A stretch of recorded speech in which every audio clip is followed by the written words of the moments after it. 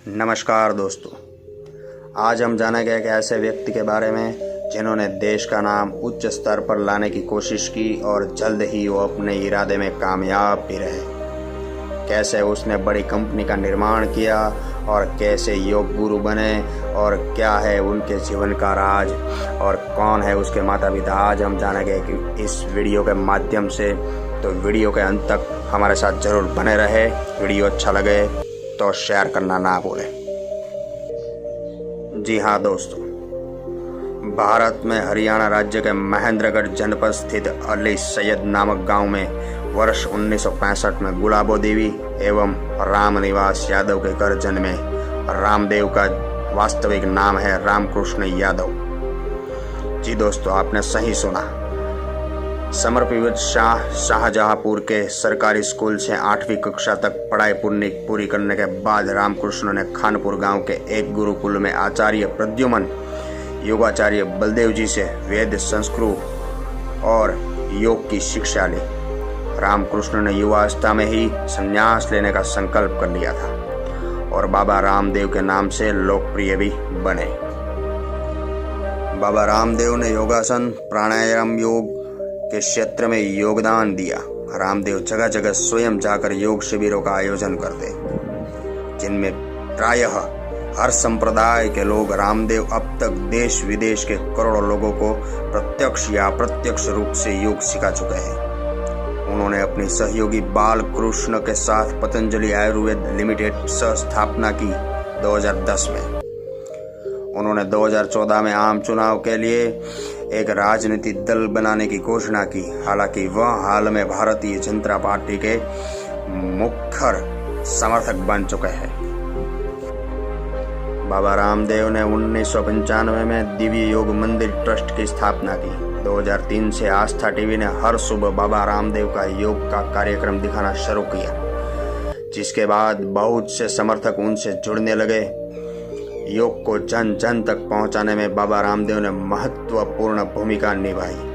भारत और विदेशों में उनके योग शिविरों में आम लोगों सहित कई बड़ी बड़ी हस्तियां भी भाग ले चुकी हैं। बाबा रामदेव से योग सीखने वालों में अभिनेता अमिताभ बच्चन और अभिनेत्री शिल्पा शेट्टी का नाम उल्लेखनीय किया जाता है। बाबा रामदेव ने पहली बार देवबंद उत्तर प्रदेश में मुस्लिम समुदाय को भी संबोधित किया था। योग और आयुर्वेद को बढ़ावा देने के लिए बाबा रामदेव ने पतंजलि योग पीठ की स्थापना की। ब्रिटेन, अमेरिका, नेपाल, कनाडा और मॉरिशस में पतंजलि योग पीठ को शाखाएं दी। पतंजलि योग पीठ 1, पतंजलि योग पीठ 2, पतंजलि आयुर्वेदिक का 2015-16 में 5,000 करोड़ रुपए का कारोबार हुआ। बाबा रामदेव ने सरकार के सामने भ्रष्टाचार के खिलाफ अनशन में भी उतरे थे। बाबा रामदेव ने जब 27 फरवरी 2011 को रामलीला मैदान में जनसभा की, उस जनसभा में स्वामी अग्निवेश के साथ अन्ना हजारे भी पहुंचे थे।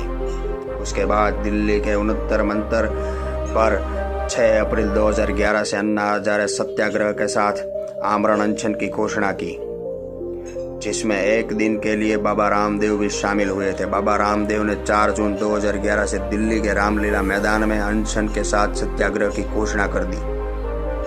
4 जून 2011 को प्राप्त 7 बजे सत्याग्रह प्रारंभ हुआ। रात को बाबा रामदेव ने पंडाल में ही विशालकाय मंच पर अपने सहयोगी के साथ सो रहे थे। चीख पुकार सुनकर मंच पर नीचे कूद पड़े और भीड़ में घुस गए। 6 जून 2011 को सुबह 10 बजे तक बाबा को लेकर अफवाहों का बाजार में गर्म रहा, जैसी चैनलों पर आने लगा।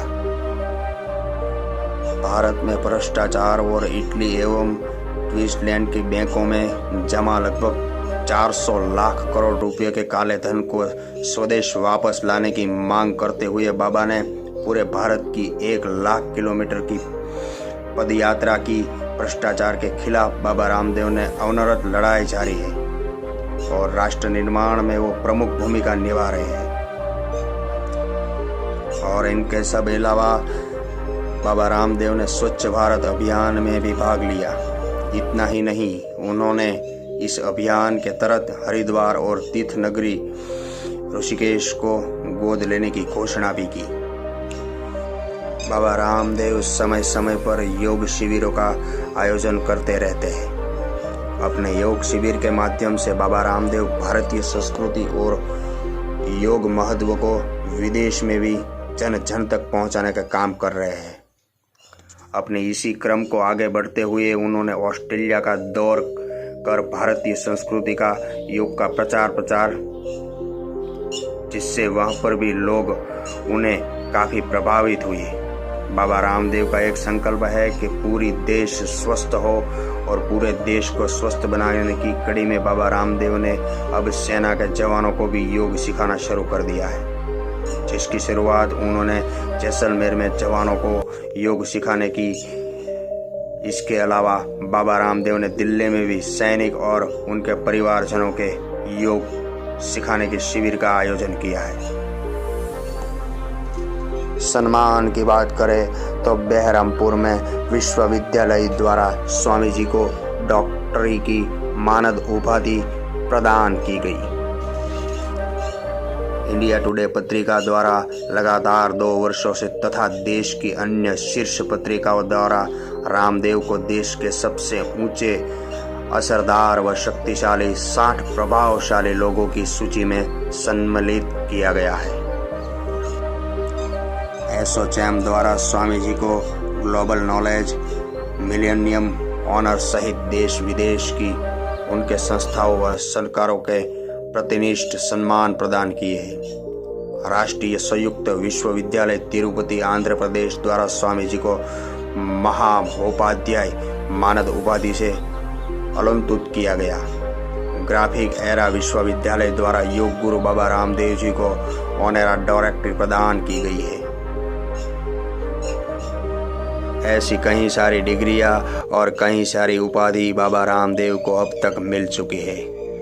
तो दोस्तों, आज आपने जाना कि पतंजलि और योग गुरु बाबा रामदेव ने कैसे अपनी जीवन शैली की शुरुआत की और किस तरह उच्च स्तर पर उसने अपने जीवन को पहुंचाया और देश भारत को एक नई राह बताई योग की। तो दोस्तों, आपको अगर ये वीडियो अच्छा लगे तो वीडियो को शेयर करना ना भूलें और चैनल को सब्सक्राइब जरूर करें। जय हिंद, जय भारत।